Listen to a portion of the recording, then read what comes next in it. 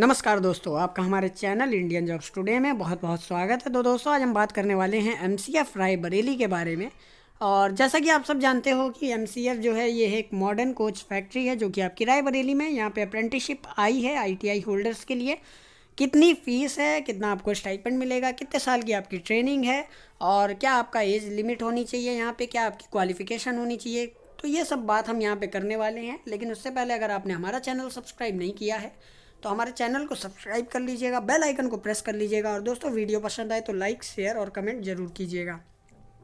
अब यहाँ पे हम बात कर लेते हैं। तो आपकी जो एप्लीकेशन है वो ऑनलाइन है और यहाँ पे इंपॉर्टेंट डेट की बात कर ले तो जो आपका एप्लीकेशन है वो अप्लाई करने की डेट शुरू हो चुकी है। 2 नवंबर 2020 से आपका जो है फॉर्म का रजिस्ट्रेशन वगैरह ओपन हो चुका है।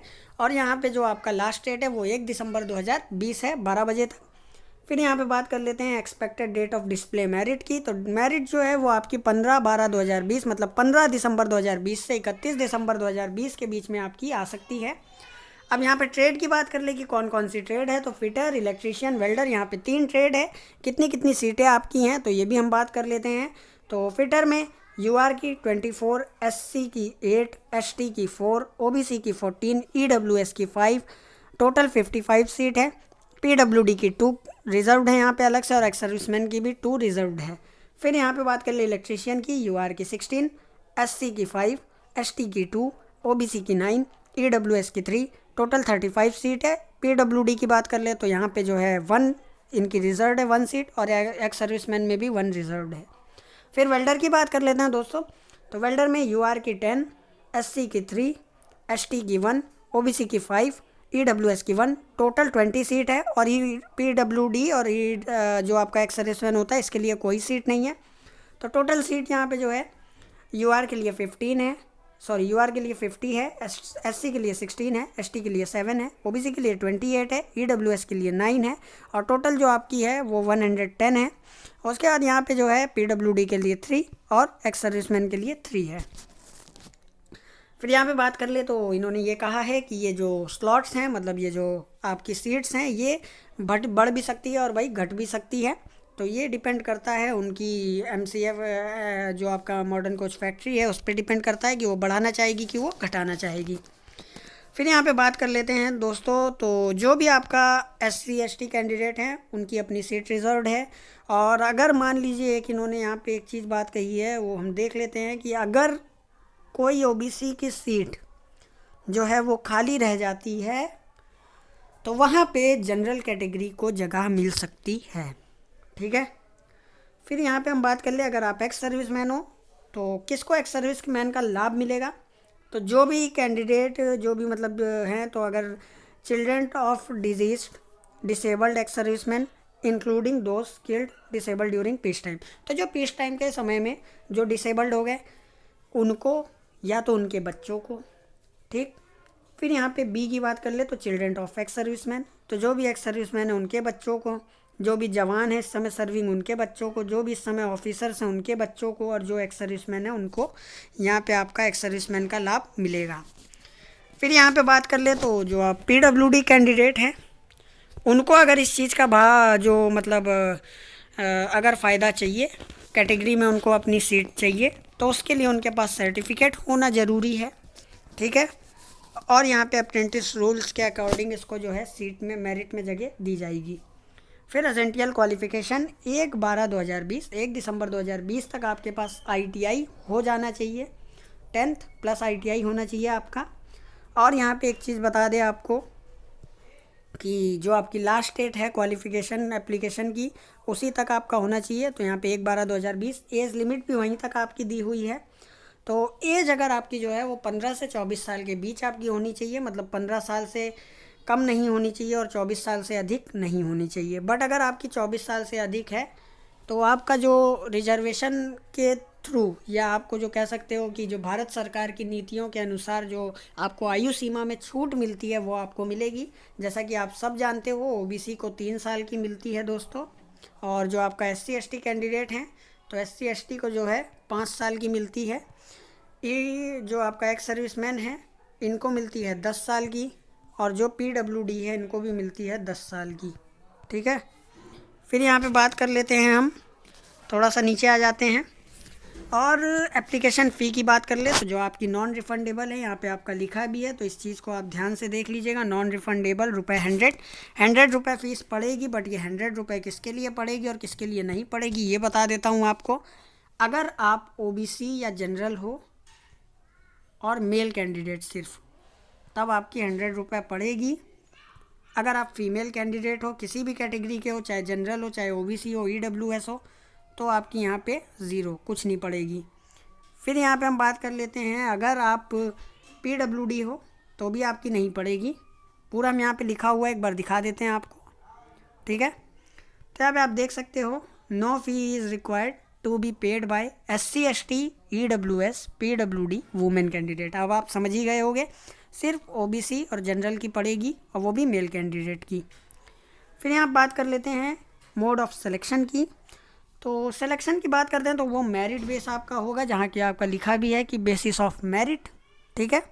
ये आपका हाई स्कूल की मेरिट के अनुसार होगा, और हाई स्कूल में मिनिमम जो है आपके 50% मार्क्स होने चाहिए। फिर यहाँ पे नीचे आ जाते हैं और फिज़िकल फ़िटनेस की बात कर ले तो फिज़िकल फ़िटनेस जो है वो आपकी सर्टिफाइड बाय रेलवे डॉक्टर, तो रेलवे डॉक्टर के द्वारा वहाँ पे मेडिकल कराया जाएगा। मेडिकल आपका अलग से होगा वहाँ पे डीवी के बाद। और जो आपका मेडिकल फ़िटनेस लिया गया है वो अप्रेंटिसशिप रूल 1992 के हिसाब से होगा, ठीक है। तो एक बार अगर आप चाहो तो उसको पढ़ सकते हो। और आपका ट्रेनिंग पीरियड की बात कर ले और स्टाइपेंड की बात कर ले तो वो एज़ पर रूल एप्लीकेबल जितना भी होता है, 1 साल की ट्रेनिंग होती है, 7,000 कुछ आपका स्टाइपेंड रहता है, जो कि यहाँ पे भी लगभग कुछ इसी तरह का होगा। एग्रीमेंट ऑफ ट्रेनिंग की बात कर लेते हैं, तो वो एग्रीमेंट ऑफ ट्रेनिंग की बात करें तो अगर आप माइनर हो, मतलब आप 18 साल से कम हो, तो आपके पेरेंट्स को यहाँ पे सिलेक्शन के बाद साइन करके देना होता है कि आपको वो भेजना चाहते हैं या नहीं।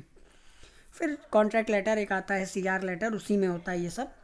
और जनरल इंस्ट्रक्शन की बात कर लेते हैं तो यहाँ पे आपको पता है कि स्लॉट्स बढ़ भी सकते हैं, घट भी सकते हैं। ऑनलाइन एप्लीकेशन जो है वो आपका वेबसाइट के थ्रू ही होगा, अदर किसी मोड से नहीं होगा, ठीक है। फिर यहाँ पे जो है कि आपकी जो अभ्यर्थिता है उसको रिजेक्ट करने का उनके पास अधिकार सुरक्षित है, ये एक बात हो गई। किसी तरह का आपको TA DA नहीं दिया जाएगा जब आप DV के लिए जाओगे या मेडिकल के लिए जाओगे। फिर यहाँ पे बात कर लेते हैं, तो अगर आप जब DV के लिए आपको बुलाया जाता है तो आपके पास ओरिजिनल डॉक्यूमेंट होने चाहिए, उनके साथ उनकी सेल्फ अटेस्टेड फ़ोटोकॉपीज़ होनी चाहिए, ठीक है। तो यहाँ पे अगर हम बात कर ले, जो आपने ऑनलाइन एप्लीकेशन में डिटेल पूरी भरी होगी वो तो होनी चाहिए, कुछ एक्स्ट्रा डिटेल भी आपके यहाँ पे लगती हैं।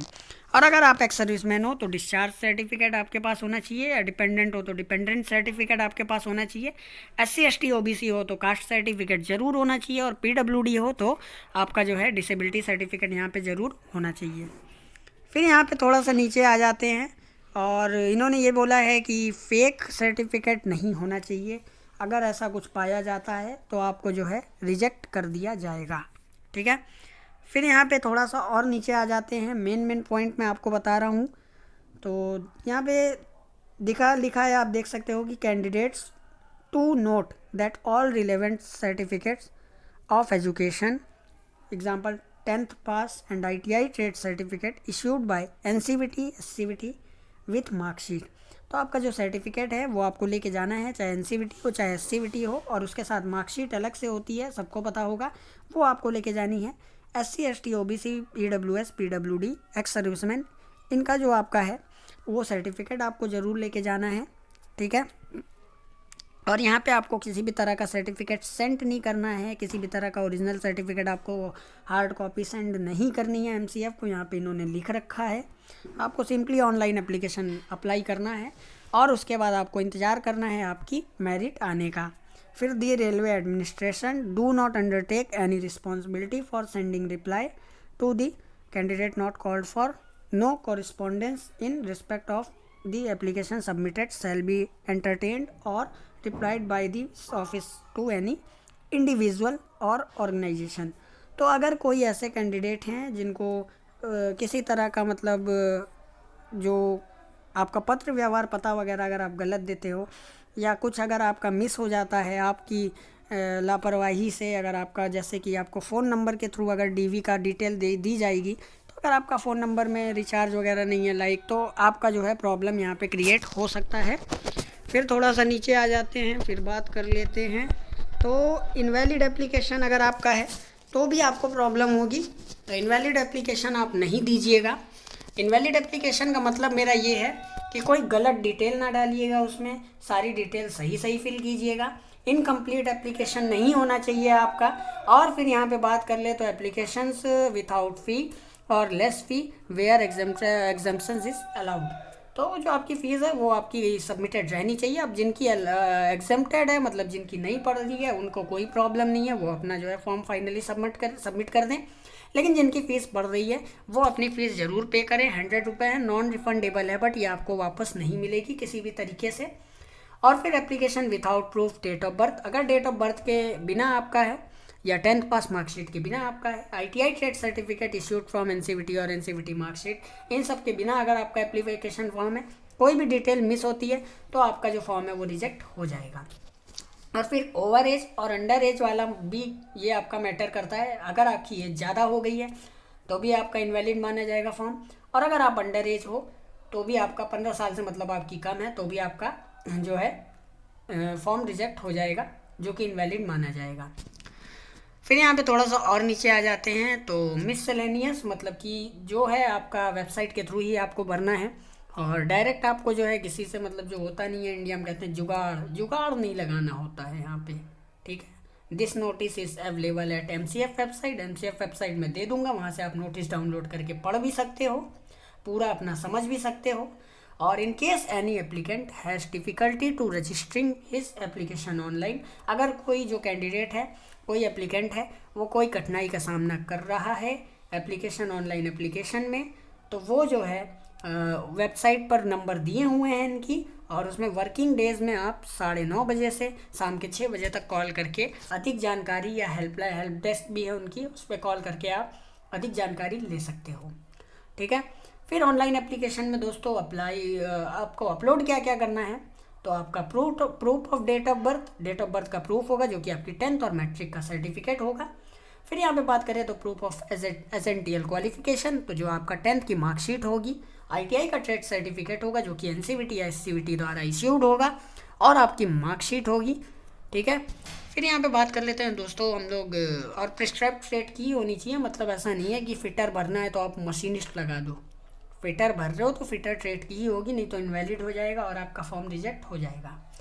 फिर यहाँ पे बात कर ले तो आपका अगर EWS है, PWD है, एक्स सर्विसमैन है, OBC है, SC ST है, तो आपको उसका भी जो है एक प्रिस्क्राइब फॉर्मेट में आपको जो है सर्टिफिकेट अपलोड करना पड़ेगा, ठीक है। अब दोस्तों बस ये इतना सा आपका था, ये एडवर्टीजमेंट मैंने पूरा बता दिया है। जो भी कैंडिडेट यहाँ अप्लाई करना चाहते हैं, लास्ट डेट 1 दिसंबर 2020 है दोस्तों, और 15 दिसंबर 2020 से 31 दिसंबर 2020 में आपकी बीच में मेरिट आपकी आ सकती है। तो 15 से 31 के बीच आपकी मेरिट आ सकती है। तो अगर आप अप्लाई करना चाहते हो, आप अप्रेंटिस करना चाहते हो, तो आप अप्लाई कर सकते हो। और जो आपका बैच की बात करें तो ये दोस्तों 3rd बैच है आपका। इससे पहले 2 बैच यहाँ से पास आउट हो चुके हैं, आपका 3rd है। और अभी अदर जगह की बात करें तो वहाँ के कंपैरिजन में यहाँ पे थोड़ा सा बैच अभी नए नए ही स्टार्ट हुई है अप्रेंटिस। और दोस्तों एक बात बता दें, ये जो आपका मॉडर्न कोच फैक्ट्री है, जैसा कि यहाँ पे लिखा भी है रायबरेली, ये रायबरेली उत्तर प्रदेश में है। तो यहाँ पे लोग कंफ्यूज क्या हो जाते हैं, बरेली और रायबरेली में बहुत कंफ्यूज होते हैं। तो दोस्तों ये रायबरेली है, ना कि बरेली है, ठीक है। तो दोस्तों यहाँ पे हम बता देते हैं आपको वेबसाइट के बारे में, कौन सी वेबसाइट है। ये मैं लिंक डिस्क्रिप्शन में आपको दे दूँगा। आप जैसे ही यहाँ पे जो लिंक है इसको कॉपी पेस्ट कर लेना, या जैसे ही ओपन करोगे तो आपको जो इंटरफेस है वो किस तरह का आएगा। वहाँ पे हेल्प डेस्क नंबर वगैरह वहाँ पे दिया, जैसे कि मैंने बताया था आपको, हेल्प डेस्क का नंबर वहाँ पे दिया हुआ है। वहाँ पे आप जो है जो भी मदद होगी वहाँ से उनसे आप मांग सकते हो। ये वेबसाइट थोड़ी सी आपकी स्लो चल रही है, थोड़ी सी क्या, काफ़ी ज़्यादा, मतलब इस समय स्लो चल रही है। और बहुत ही हैवी वेबसाइट तो नहीं कहेंगे इसको, लेकिन पता नहीं क्यों ये बहुत ज़्यादा स्लो चल रही है। तो अभी इसको ओपन होने देते हैं, और ओपन हो जाएगी तो इंटरफेस आपको हम दिखा देते हैं। ये जैसा आप देख सकते हो इस टाइप का कुछ आपका इंटरफेस होगा। यहाँ पे आप देख सकते हो इंपॉर्टेंट डेट लिखी हुई है और यहाँ पे for any query use help desk, तो यहाँ पे आपका हेल्प डेस्क दिया हुआ है, ये आप देख सकते हो। हेल्प डेस्क से आप मदद ले सकते हो या हमारे वीडियो के नीचे कमेंट भी कर सकते हो। फिर न्यू यूज़र की बात कर लेते हैं। यहाँ रजिस्टर का ऑप्शन है, यहाँ पे रजिस्ट्रेशन प्रोसेस कंप्लीट करने के बाद साइन इन पे जाके सिंपली आपको जो है आपका जो एप्लीकेशन फॉर्म है वो आपको फिल कर लेना है। फिर यहाँ पे आपको हम बता देते हैं कि step of apply application form तो कैसे क्या होगा। तो पहले तो आपको अपना रजिस्ट्रेशन करना है, फिर आपको अपना एप्लीकेशन फॉर्म फिल करना है, फिर आपकी जो अगर एग्ज़ामिनेशन फ़ीस आपकी पड़ती है तो आपको देना है अगर आप ओबीसी और जनरल में आते हो, और अगर आपकी नहीं पड़ती है तो आपको यहाँ पे नहीं पड़ेगी, सिंपली आपको जो है नेक्स्ट पे क्लिक कर देना है। फिर आपको स्कैन डॉक्यूमेंट आपके यहाँ पे अपलोड कर देने हैं। देन आपका जो है कन्फर्मेशन पेज जो होता है, जो आपका एप्लीकेशन फॉर्म होता है, उसको प्रिंट करके अपने पास सुरक्षित रख लेना है, क्योंकि ये जो आपका है ये आपकी मेरिट लिस्ट देखने के काम आएगा।